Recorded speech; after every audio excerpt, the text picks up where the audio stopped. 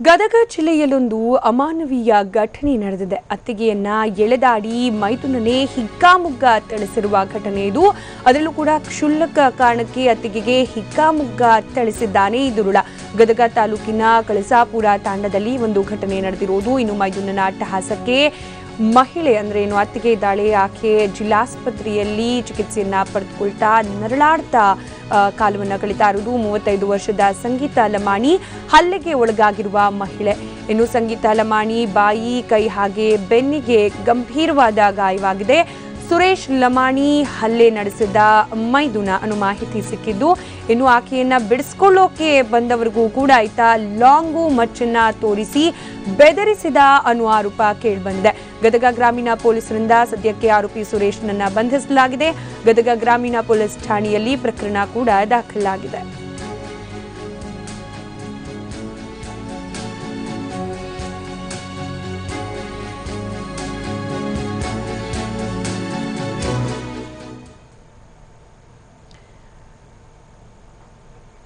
ದೃಶ್ಯದಲ್ಲಿ ಗಮನಿಸಬಹುದಾಗಿದೆ ಮಹಿಳೆಯ ಸ್ಥಿತಿ ಯಾವ ರೀತಿ ಇದೆ ಅಂತ ಹೇಳಿ. ಕ್ಷುಲ್ಲಕ ಕಾರಣವೊಂದಕ್ಕೆ ಮೈದುನನೇ ಅತ್ತಿಗೆಯ ಮೇಲೆ ಹಲ್ಲೆಯನ್ನ ನಡೆಸಿರೋದು. ಇನ್ನು ಈಕೆಯನ್ನ ಬಿಡಿಸ್ಕೊಳ್ಳೋಕೆ, ಆತನಿಂದ ಕಾಪಾಡೋಕೆ ಬಂದ ಇತರರಿಗೂ ಕೂಡ ಆಯ್ತಾ ಲಾಂಗು ಮಚ್ಚಿನಿಂದ ಬೆದರಿಸಿದ್ದಾನೆ ಅನ್ನೋದು.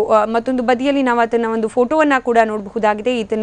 ಈಕೆಯ ಮೈದುನ ಮನಬಂದಂತೆ ಆಕೆಯ ಮೇಲೆ ಹಲ್ಲೆಯನ್ನ ಮಾಡಿರೋದು. ಗಂಭೀರವಾಗಿ ಗಾಯಗೊಂಡಿರುವ ಆಕೆ ಸದ್ಯಕ್ಕೆ ಆಸ್ಪತ್ರೆಗೆ ದಾಖಲಾಗಿ ಚಿಕಿತ್ಸೆಯನ್ನ ಪಡ್ಕೊಳ್ತಿದ್ದಾಳಾದ್ರೂ ಕೂಡ ನೋವಿನಿಂದ ನರಳಾಡ್ತಾ ಇದ್ದಾಳೆ. ಹಲ್ಲೆಗೆ ಒಳಗಾದ ಸಂಗೀತ ಲಮಾಣಿ ದೃಶ್ಯ ಒಂದ್ ಕಡೆ ನೋಡ್ತಾ ಇದೀವಿ. ಹಾಗೆ ಸದ್ಯಕ್ಕೇನು ಪೊಲೀಸರ ಅತಿಥಿಯಾಗಿರುವ ಪಾಪಿ ಮೈದುನ ಸುರೇಶ್ನ ಫೋಟೋವನ್ನ ಕೂಡ ನೋಡಬಹುದಾಗಿದೆ. ಕ್ಷುಲ್ಲಕ ಕಾರಣಕ್ಕೆ ಈತ ಸ್ವಂತ ಅತ್ತಿಗೆಯ ಮೇಲೆಯೇ ಈ ರೀತಿ ಹಲ್ಲೆಯನ್ನ ಮಾಡಿದ್ದಾನೆ ಅನ್ನುವ ಆರೋಪ ಕೇಳಿ ಬಂದಿದೆ. ಗದಗ ತಾಲೂಕಿನ ಕಳಸಾಪುರ ತಾಂಡದಲ್ಲಿ ಒಂದು ಘಟನೆ ನಡೆದಿದೆ. ಮತ್ತಷ್ಟು ಡೀಟೇಲ್ಸ್ ಕೊಡ್ತಾರೆ ನಮ್ಮ ಪ್ರತಿನಿಧಿ ಸಂಜೀವ್ ಪಾಂಡ್ರೆ. ಸಂಜೀವ್, ಯಾವ ಕಾರಣಕ್ಕೆ ಈತ ಅತ್ತಿಗೆ ಮೇಲೆ ಹಲ್ಲೆಯನ್ನ ಮಾಡಿರೋದು, ಸದ್ಯಕ್ಕೆ ಆಕೆಯ ಸ್ಥಿತಿ ಹೇಗಿದೆ ಅಂತ ಹೇಳಿ. ಏನು ಗದಗ ತಾಲೂಕಿನ ಕಳಸಾಪುರ ಗ್ರಾಮದಲ್ಲಿ ಒಂದು ಈ ಘಟನೆ ನಡೆದಿದೆ.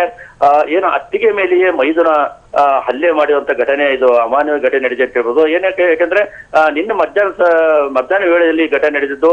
ಮನೆಯಲ್ಲಿ ಏನು ಅತ್ತಿಗೆ ಸಂಗೀತ ಇದ್ದಾಳೆ, ಅವರು ಮನೆಯಲ್ಲಿ ಕಾಟದ ಮೇಲೆ ಮಲಗಿದ್ರು. ಆದ್ರೆ ಆ ಸಂದರ್ಭದಲ್ಲಿ ಏಕಾಏಕಿ ಬಂದಂತ ಏನು ಮೈದುನ ಸುರೇಶ ಅತ್ತಿಗೆಯನ್ನು ಹಿಡಿದು ಎಳೆದಾಡಿ ಹಿಗ್ಗಾಮುಗ್ಗ ಥಳಿಸಿದ್ದಾನೆ.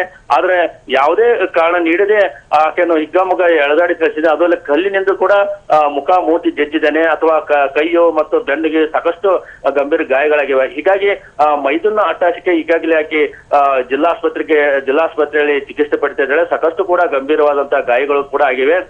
ಇದಕ್ಕೆ ಪ್ರಮುಖ ಕಾರಣ ಅಂತಂದ್ರೆ ಈತ ಏನು ಮೈದುನ ಸುರೇಶ್ ಇದ್ದಾನೆ, ಈತ ಗೋವಾದಲ್ಲಿ ಕೆಲಸ ಮಾಡ್ತಾ ಇದ್ದಾನೆ. ಅವಾಗ ಬಂದು ಈ ತರ ಒಂದು ಹಲ್ಲೆ ಏನು ಗಲಾಟೆ ಮಾಡ್ತಾ ಇದ್ದಾನೆ ಅಂತ ನಾನು ಆರೋಪ. ಈತನ ಏನು ಸುರೇಶ್ ಇದ್ದಾನೆ, ಈತನ ಹೆತ್ತ ತಾಯಿನೇ ಈ ಮಗನ ಮೇಲೆ ಸಾಕಷ್ಟು ಒಂದು ಬೇಜಾರವನ್ನು ವ್ಯಕ್ತಪಡಿಸಿದೆ, ಆಕ್ರೋಶವನ್ನು ಕೂಡ ವ್ಯಕ್ತಪಡಿಸಿದೆ ಅಂತ ಹೇಳ್ಬೋದು. ತನ್ನ ಮಗನ ಈ ಪದೇ ಇಂತ ರಾಧಾಂತಕ್ಕೆ ಆಕೆ ತಾಯಿ ತೀವ್ರವನ್ನು ಆಕ್ರೋಶ ವ್ಯಕ್ತಪಡಿಸಿದ್ದಾನೆ.